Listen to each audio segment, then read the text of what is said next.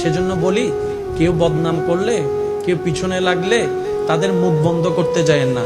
তাদের মুখের হিসাবটা রবের উপর ছেড়ে দিয়ে আপনি 2 আঙ্গুল দিয়ে নিজের কানটা বন্ধ করে ফেলেন। আপনার সময়ও বাঁচবে, আপনার কষ্টও কম হবে, কারণ সে তার আজীবন বলতে থাকতে পারবে না, আজীবন আপনার কান বন্ধ করে রাখতে হবে না।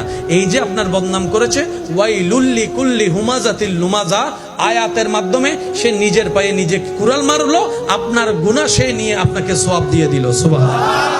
সেজন্য বদনামকারীকে কখনো ঘৃণা করেন না, সে আপনার আসল বন্ধু, যে আপনার গুনাহ নিয়ে নিজের সওয়াব আপনাকে খুশি মনে দিয়ে দিচ্ছে, ঠিক কিনা? তা আমরা কি মানুষের মুখ বন্ধ করতে যাওয়া ঠিক হবে, নাকি নিজের কান বন্ধ করা? একটু জোরে বলেন তো কি? কারণ নিজের কান বন্ধ করলে নিজের একটা স্বাধীনতা আছে না নাই? কিন্তু আপনি যদি কারোর মুখের মধ্যে আঙ্গুল দিতে যান, তখন আবার গণদুলাই খাওয়ারও একটা সুযোগ। সেজন্য মানুষের মুখ বন্ধ করতে যায়েন না, কিছুক্ষণের জন্য আল্লাহর উপর ধৈর্য ধরে